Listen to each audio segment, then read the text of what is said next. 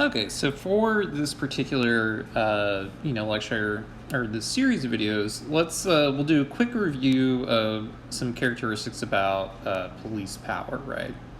So, as you guys already know, when we think about police, we know that their power, comes in different ways, right? So the first is that we expect them to have their own discretion and to use their discretion in order to enforce the law, to handle disputes between people, where to patrol, like where to do traffic at, who to arrest, who to search, who to, property to seize, what people need to be investigated and stuff like that, right? So we know that there is tremendous power in this discretion, especially when it's backed by, a formal, law, right? So, it gives the police power to do this.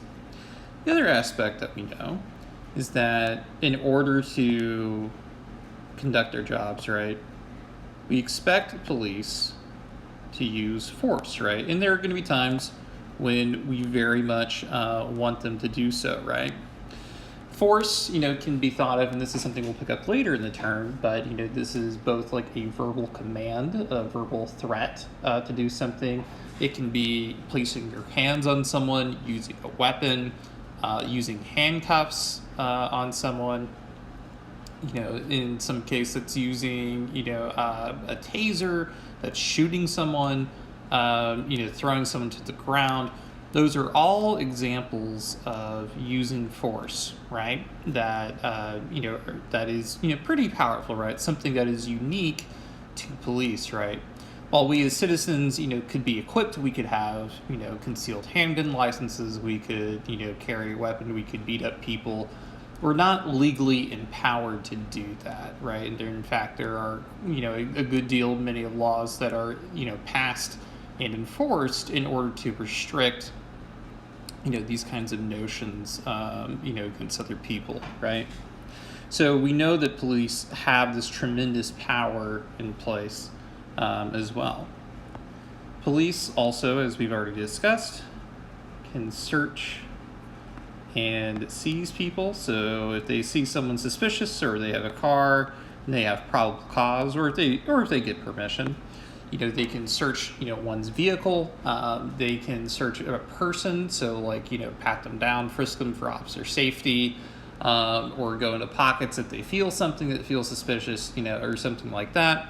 They can then seize that person, arrest them, against, in many cases, against their will, and take them into jail. Excuse me.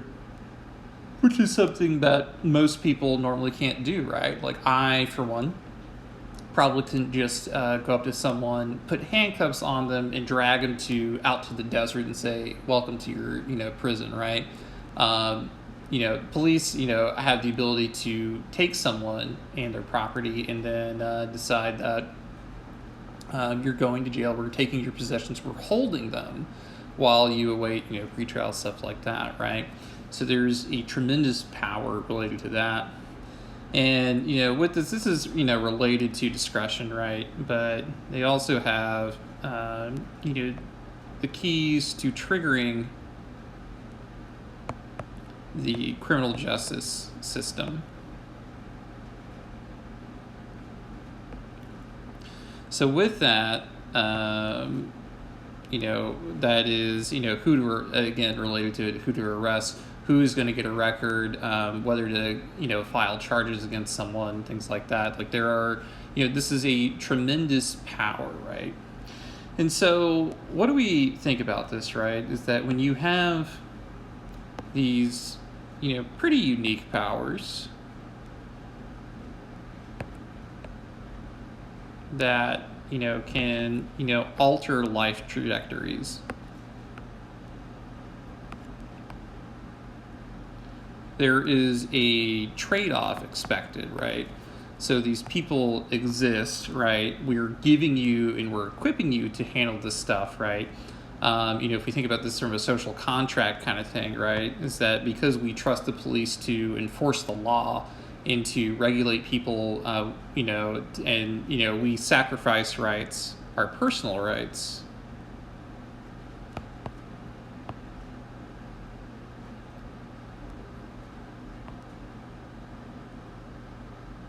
in exchange for personal protection from the government. Not from the government, but for protection, not like we don't want to be protected from the government, but we're getting protection empowered by the government. And we use the police to do that.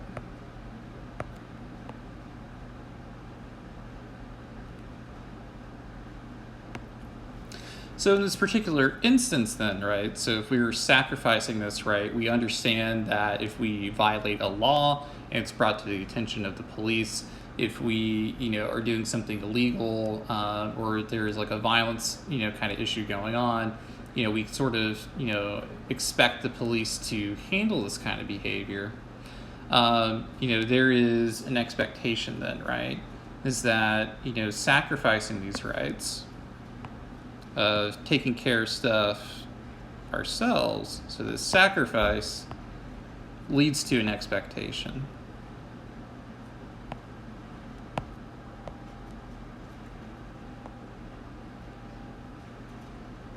And that this expectation, perhaps in some way, leads to this responsibility to the public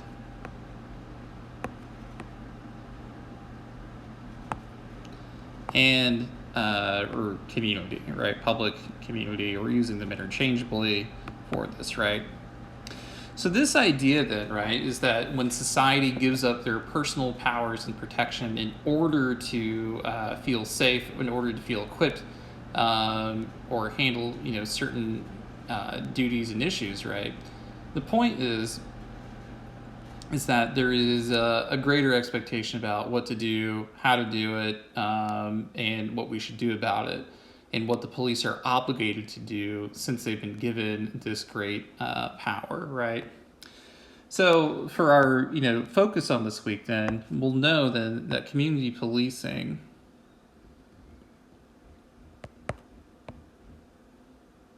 is sort of like this philosophy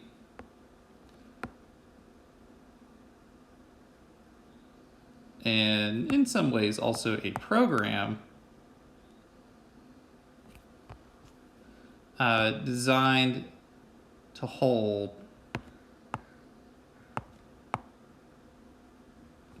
police accountable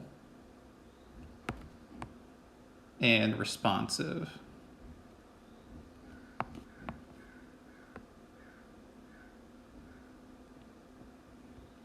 So with this little intro thing, we'll pause the video here and we'll continue in the next one.